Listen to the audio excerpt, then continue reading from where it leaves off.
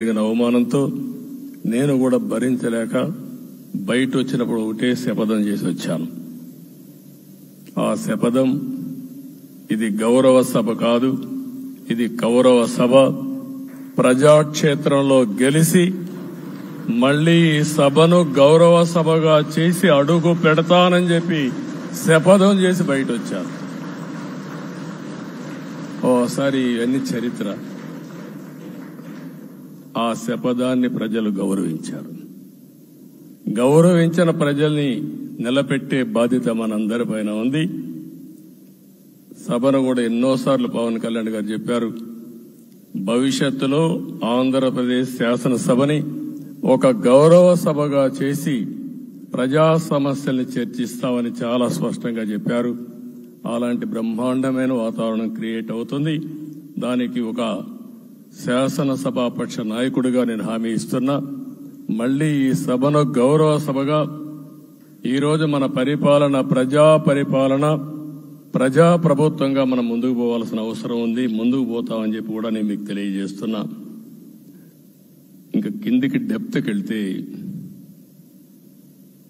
Government లో ఏముందో ఇప్పటికి తెలియదు, ఎంత అప్పు ఉందో తెలియదు, ఎక్కడెక్కడ తెచ్చారో తెలియదు. ఇవన్నీ కూడా డెప్త్కి వెళ్ళినప్పుడు ఎన్ని లక్షల కోట్ల అప్పు ఉంది, ఏదేది తాకట్టు పెట్టారు, ఆర్థిక వ్యవస్థ ఏ విధంగా చిన్నాభిన్నం అయిపోయింది, ఇవన్నీ కూడా అధ్యయనం చేసుకోవాల్సిన అవసరం ఉంది. ఇరిగేషన్ రంగాన్ని పూర్తిగా నిర్వీర్యం చేశారు.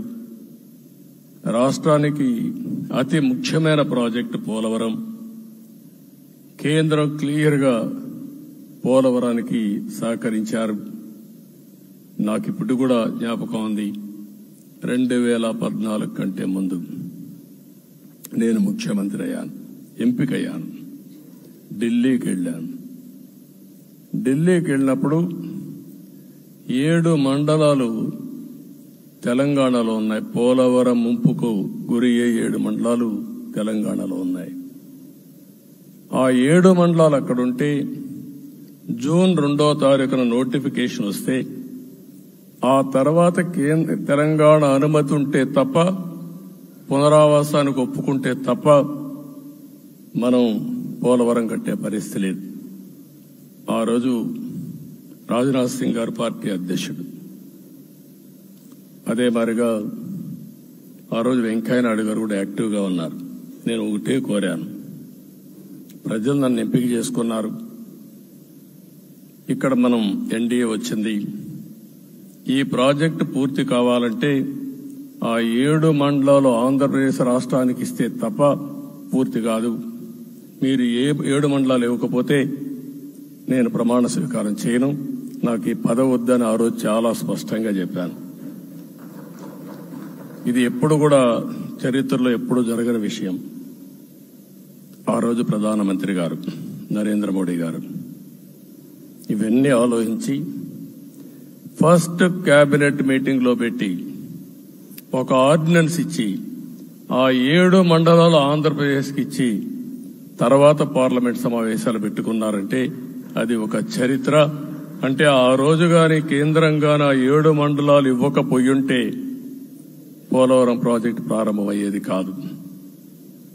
అన్ని కష్టాలు పడి మళ్లీ డబ్బులన్నీ కోర్టులో ఉండే కేసులన్నీ విత్డ్రా చేయించి అన్ని చేయించాం. 72% పనులు పూర్తి చేశాం. ఈరోజు మళ్లీ మొదటికి వచ్చింది. డయాఫామ్ వాల్ పూర్తిగా కొట్టుకొని పోయే పరిస్థితికి వచ్చింది, డ్యామేజ్కి అయ్యే పరిస్థితి వచ్చింది, ఎక్కడుందో తెలియని పరిస్థితి. మళ్లీ కేంద్ర సహకారంతో రాష్ట్రానికి అతి ముఖ్యమైన ప్రాజెక్టు పోలవరం, దీన్ని పూర్తి చేసే బాధ్యత, దీన్ని పూర్తి చేసి నదుల అనుసంధానం చేసి మన అందరం ప్రతి ఒక్క ఎకరాకు నీళ్లు ఇవ్వగలిగితే దానికంటే బ్రహ్మాండమైన కార్యక్రమం ఏమీ ఉండదు. వ్యవసాయ రంగం స్టెబిలైజ్ అవుతుంది. ఇది సాధించడానికి అన్ని విధాలా కష్టపడతామని చెప్పి కూడా నేను మీకు తెలియజేస్తున్నాను. ఇంకొక పక్క వ్యవసాయ రంగం పూర్తిగా సంక్షోభంలో పడిపోయింది. రైతులు అప్పుల పాలయ్యారు. 5 ఏళ్లలో 9 సార్లు కరెంటు ఛార్జీలు పెంచారు. ఈ విధంగా ఇవన్నీ కూడా ఇంకొక పక్క మీరు చూస్తే అమరావతి 10 సంవత్సరాల తర్వాత మన రాజధాని ఏదంటే చెప్పుకోలేని పరిస్థితి. ఇప్పటికి కూడా మనకు గుర్తొచ్చేది ప్రజావేదిక విధ్వంసం. అలాంటి దుర్మార్గమైన కార్యక్రమాలు జరిగాయి. ఇవన్నీ కూడా గుర్తు చేసుకుంటూనే కక్షపూరిత రాజకీయాలు కాకుండా కన్స్ట్రక్టివ్ పాలిటిక్స్ కి మనం ముందుకు పోవాల్సిన అవసరం ఉంది. అందుకే ఈ రోజు నేను ఒకటే మీ అందరికీ హామీ ఇస్తున్న, మీ ద్వారా ప్రజలందరికీ, మనది ప్రజాప్రభుత్వం. ఇకపైన మన ప్రభుత్వంలో ప్రజావేదికల కూల్చివేతలుండవు. 3 రాజధానులంటూ రాష్ట్ర భవిష్యత్తు ఆటలాడే పరిస్థితి ఉండదు. మన రాజధాని అమరావతి, అమరావతి రాజధాని. విశాఖపట్నం ఆర్థిక రాజధానిగా, ఒక ప్రత్యేకమైన సిటీగా, ఆధునికమైన నగరంగా తయారు చేసుకుందాం. దాన్ని ఎప్పుడు కూడా నేను కంబైన్డ్ ఆంధ్రప్రదేశ్ కూడా గుర్తుపెట్టుకున్నాను. విశాఖపట్నం అటు జనసేనకు, తెలుగుదేశానికి, బీజేపీకి ముగ్గురు కూడా చాలా ముఖ్యమైన నగరం ఇది. ఎందుకు నేను ఈ మాట అంటున్నానంటే, లాస్ట్ ఎలక్షన్ లో 2014లో హరిబాబు అక్కడ ఎంపీగా గెలిచారు. తర్వాత విడిపోయిన తర్వాత 2014లో మళ్లీ మనం పోటీ చేసినప్పుడు చేశాం. 2019లో 4 అసెంబ్లీ సీట్లు గెలిపించిన ఏకైక నగరం విశాఖపట్నం తెలుగుదేశం పార్టీకి. అదే మాదిరిగా ప్రజల్లో గణనీయమైనటువంటి అభిమానం జనసేన అధినేత పవన్ కళ్యాణ్ గారి పైన ఉంది. ఈ 3 కలిపి నిన్న ఒక సునామీ మారిగా వచ్చింది. అక్కడ ఒక్కొక్క సీట్లో మీరు చూస్తే 90,000, 90,000, 70,000, 80,000 మెజారిటీ గెలిపించారంటే ఈ ఆనాటి ముఖ్యమంత్రి విశాఖపట్నాన్ని రాజధానిగా చేస్తాను, ఎన్నికలవుతానే అక్కడే ప్రమాణ స్వీకారం చేస్తానంటే నువ్వు రావద్దు అని ప్రజా తీర్పిచ్చిన రాజధాని నగరం విశాఖ నగరం. అంటే ఎలాంటి టెంప్టేషన్ కూడా లొంగలేదు వాళ్ళు. ఇది ఒక అనుభూతి. విశాఖపట్నాన్ని మర్చిపోయే సమస్య లేదు. తగిన గుర్తింపిస్తాం, అభివృద్ధి చేస్తాం. ఇంకొక పక్క కర్నూలుని కూడా ఇదే మారిగా చెప్పి కర్నూలుని జ్యుడిషియల్ క్యాపిటల్ గా చేస్తామని కడాని ఏమీ చేయకుండా వదిలిపెట్టినటువంటి వ్యక్తి. ఈరోజు మీరు ఒక్కసారి గుర్తుపెట్టుకోవాల్సింది, నేను చాలా ఎన్నికలు చూశాను కానీ రాయలసీమలో 1 సైడ్ ఎన్నికలు జరిగాయి. బ్రహ్మాండంగా ఓట్లేశారు. ఓట్లేయడమే కాదు, ఊహించినటువంటి మెజార్టీస్ ఇచ్చారు.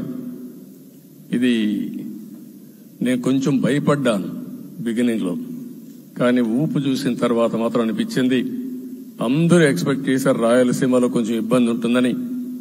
అలాంటి రాయలసీమ తిరుగుబాటు చేసే పరిస్థితికి వచ్చింది. దానికి కూడా మనందరి మీద బాధ్యత ఉంది. కర్నూలుని అన్ని విధాల అభివృద్ధి చేసే బాధ్యత Telugu Desam party, Janasena, BJP, NDA కూటమి తీసుకుంటామని కూడా హామీ ఇస్తున్నాను. ఈ 3 సిటీలే కాకుండా మొత్తం అన్ని జిల్లాల్ని సమభావంతో ఆలోచించి మనం ముందుకెళ్దాం. ఇంకొక పక్క మనలో ఏ కోశాన కూడా అహంకారం ఉండకూడదు, అరాచకం అనేది ఎక్కడా కనిపించకూడదు. ఈ రాష్ట్రంలో అశాంతికి చోటు అనేది లేకుండా ముందుకు పోవాల్సిన అవసరం ఉంది. రాష్ట్ర ప్రజలందరికీ హామీ ఇస్తున్నా, సీఎం వస్తున్నాడంటే చెట్లు కొట్టేయడం, లేకపోతే రోడ్లు మూసేయడం, షాపులు బంద్ చేయడం, పరదాలు కట్టుకోవడం అవన్నీ ఉండవు.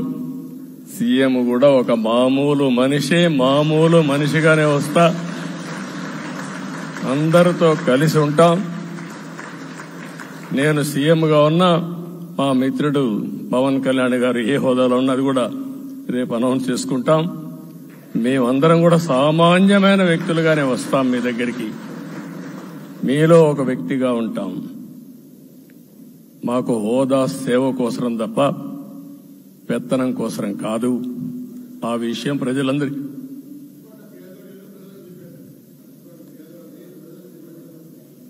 అవన్నీ చేస్తాం. ఇంకొక పక్కన నిన్న మొన్న నేను వస్తానంటా ఉంటే వాళ్ళకు కూడా తెలుసు కాబట్టి ఎన్డీఏ అభ్యర్థిగా అంటే శాసనసభ నాయకుడికి ఎన్నుకుంటారనే ఉద్దేశంతో, ముఖ్యమంత్రి అవుతాను ఉద్దేశంతో రోడ్లన్నీ కూడా నిలిపేస్తాను. నేను ఒకటే చెప్పాను, మేము వచ్చినప్పుడు ఒక్క నిమిషం ఒక సిగ్నల్కి ఇంకొక సిగ్నల్కి కొద్దిగా గ్యాప్ పెట్టుకోండి, అవసరమైతే ఒక 5 నిమిషాలు లేట్ అయినా మాకు పర్వాలేదు, కానీ ప్రజలు ఎవ్వరికీ ఇన్కన్వీనియన్స్ కలగకూడదని చాలా స్పష్టంగా ఆదేశాలు ఇచ్చాం. కాబట్టి అవన్నీ మనం చేద్దాం. ఇంకొక పక్కన దాడులు చేసి బాధితులపైనే కేసులు పెట్టే పరిస్థితి ఉండదు ఈ రోజు నుంచి. అది కూడా మనం చూశాం. ఏ ఒక్కరి ఆత్మగౌరవానికి భంగం కలగదు. ఒక పాజిటివ్ గవర్నెన్స్ అన్ని చోట్ల కనబడుస్తుంది. ప్రజాహితం కోసమే పనిచేస్తాం. ప్రతి నిర్ణయం, ప్రతి అడుగు ప్రజల కోసమే ఉంటుంది. స్టేట్ ఫస్ట్ అనే నినాదంతో ముందుకు పోతాం. ఈ రోజు మేము ముగ్గురం కూడా ఢిల్లీలో వెళ్ళినప్పుడు కూడా మా ఆలోచన ఈ రాష్ట్రం ముందుండాలనే ఉద్దేశంతోనే ముందుకు పోయాం. అదే సమయంలో ఈ రోజు మన రాష్ట్రానికి కూడా సముచితమైన గౌరవం. 3 మంత్రులు కేంద్రంలో మన వాళ్ళు ఉండే పరిస్థితికి వచ్చారు. ఒక పక్కన రామ్మోహన్ నాయుడు శ్రీకాకుళం ఎంపీ, ఆయన కేంద్రంలో మంత్రి పదవి, కేబినెట్ పదవి వచ్చింది. ఇంకొక పక్కన పెంబసాని చంద్రశేఖర్కి స్టేట్ మినిస్టర్గా ఎంఓఎస్ కింద ఇచ్చారు. మూడోది కూడా ఒక సామాన్యమైన కార్యకర్త Srinivasa Varma, Narasapur MP, BJP MP, ఈరోజు కేంద్రంలో మంత్రి స్థానం వచ్చింది. ఓసారి బీజేపీలో కూడా ఇది ఒక ప్రత్యేకత. ఆయన ఎంపీ ఇచ్చినప్పుడు నాకే ఆశ్చర్యం వేసింది. ఒక మామూలు వ్యక్తి ఎంపీ ఇచ్చారు. అప్పుడు ఆలోచించినప్పుడు నేను ఫస్ట్ మీటింగ్ పోతే వచ్చాడు. వచ్చినప్పుడు నేను ఎంక్వైరీ చేసి ఆయన స్ట్రాంగ్ గా పార్టీ కోసం పనిచేశాడు. ఒక పార్టీ కార్యకర్తను గుర్తించిన పార్టీ భారతీయ జనతా పార్టీ. అది కూడా తెలుగుదేశంలో కూడా చేస్తున్నాం, జనసేనలో కూడా చేస్తున్నాం. వారి యొక్క ప్రత్యేకత. ఈరోజు నిన్న కూడా మనం అందరం చూస్తే మోదీ గారు మొన్నే మీటింగ్ అయినప్పుడు చూశాం, ఆయన స్పీచ్ను కూడా చూశాం. నేను కూడా చాలా స్పష్టంగా చెప్పాను, 10 సంవత్సరాల మోడీ గారి పరిపాలన దేశ ప్రతిష్ట పెంచింది. ప్రపంచంలోనే భారతీయులకు గుర్తింపు వచ్చింది. 11వ స్థానంలో ఉన్న ఆర్థిక వ్యవస్థ ఈరోజు 5వ స్థానానికి తీసుకొచ్చారు. ఇంకొక పక్కన ఎన్డీఏ 3.0 ఈ పరిపాలన 5 ఏళ్లలో 5వ స్థానం నుంచి 3వ ఆర్థిక అతిపెద్ద దేశంగా భారతదేశం ఎమర్జ్ కాబోతుంది. ఇది మన దేశానికి గర్వకారణం. ఇంకొక పక్కన ఆయన కల వికసిత్ భారత్ 2047, మనందరి కల వికసిత్ ఆంధ్రప్రదేశ్. ఇది మనందరం ఒక కలగా పెట్టుకొని ముందుకు పోవాల్సిన అవసరం ఉంది. అదే సమయంలో మనందరి ఆలోచన పేదరికం లేని సమాజం, zero poverty nation, zero poverty state, zero poverty నియోజకవర్గం. ఇది ఎన్టీ రామారావు గారి కళ. ఆయన చాలాసార్లు నేను మొన్న కూడా చెప్పాను, ఒకప్పుడు కమ్యూనిజం, క్యాపిటలిజం, సోషలిజం ఇది ఆర్థిక సంస్కరణ రాని ముందు ప్రతి ఒక్కరిని అడిగే విధానం. ఎవరిని అడిగినా మీరు ఏ సైడ్ ఉంటారని అడిగేవాళ్ళు. అలాంటి సమయంలో ఎన్టీ రామారావు గారిని మీరు ఏ ఇజాన్ని నమ్మతారు